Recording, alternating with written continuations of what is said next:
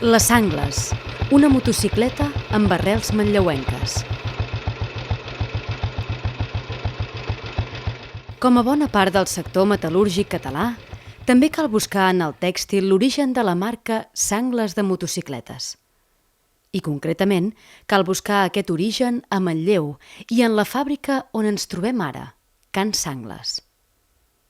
L'any 1841, Martí Sangles va posar en marxa aquesta petita filatura. Situada al tram final del canal industrial de Manlleu, durant més de 100 anys va dedicar-se a la producció de filats de cotó. La família Sangles no va aturar-se amb la fàbrica de Can Sangles i va promoure moltes d'altres iniciatives. Josep Sangles i Alsina, net del fundador, va participar en la creació a Manlleu de Can Serra, que esdevindria una gran empresa dedicada a la fabricació de maquinària tèxtil. Aquesta va ser l'entrada dels Sangles al sector metal·lúrgic. Van ser els fills de Josep Sangles, Martí i Xavier Sangles, juntament amb Jaume Bernet, continuadors de la vena emprenedora, i els qui a principis de la dècada de 1940 aposten pel sector mecànic i dels transports amb la posada en marxa dels Talleres Sangles S.A., d'on molt aviat en destacarien les seves motocicletes. L'any 1944 va néixer el primer prototip, la Sangles 350 centímetres cúbics Bitubo, que un any després seria presentada a la Fira Oficial de Mostres de Barcelona, iniciant-se així la seva fabricació en sèrie. A partir d'aquest moment, aquesta petita empresa establerta a Sant Martí del Palomar, al barri del Poblenou de Barcelona, iniciava una trajectòria prolífica. El 1949, els tallers Sangles produïen 80 unitats l'any i donaven feina a 100 operaris. L'expansió del mercat, 1950-1959. La dècada de 1950 va suposar l'oficialització d'un procés d'obertura per part del govern franquista, materialitzat en un rellançament de l'economia que es traduí en un període de bonança generalitzat. A mitjan dècada dels 50 es va imposar un canvi de rumb a causa de l'augment de cilindrada i potència de les motocicletes, així com l'augment exponencial en la producció.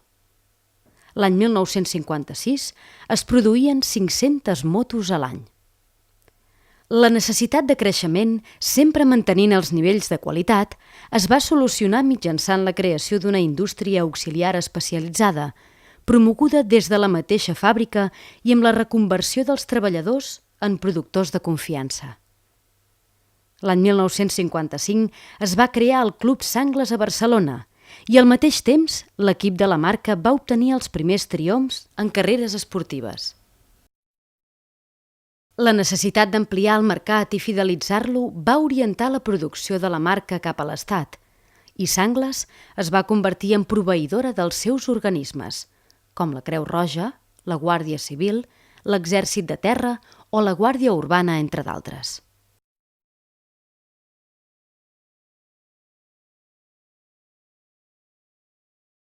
Creativitat i oberturisme, 1959-1970. Durant els anys 60, Sangles visqué un moment creatiu i d'afany per consolidar l'empresa amb el trasllat de la fàbrica, l'any 1959, a l'Hospitalet de Llobregat, amb l'esperança d'un futur pròsper mitjançant l'obertura dels mercats estrangers. Es van fabricar nous models, es va invertir en publicitat i es va continuar participant en esdeveniments esportius. La producció anual a la segona meitat d'aquesta dècada estava entorn de les 2.500 unitats.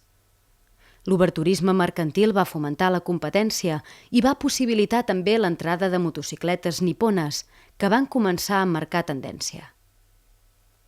Temps de canvis, 1970-1980. Sangles va iniciar la dècada de 1970 amb una forta embranzida gràcies a la nova gamma de motocicletes que van introduir novetats mecàniques importants. Però els anys de transició van suposar una reorganització econòmico-empresarial i a partir de 1975 es van produir els primers intents de fusió empresarial i injecció de capital extern per intentar salvar aquest sector industrial. és el moment en què la firma japonesa Yamaha va fer la seva aparició. De productors a assessors, la dissolució de la marca, 1980-1990. La marca va iniciar als anys 80 amb la necessitat d'injecció de capital inversor provinent de la banca. L'any 1981 va néixer SEMSA, Societat Espanyola de Motocicletes S.A., amb la participació de capital bancari i Yamaha com a principals accionistes.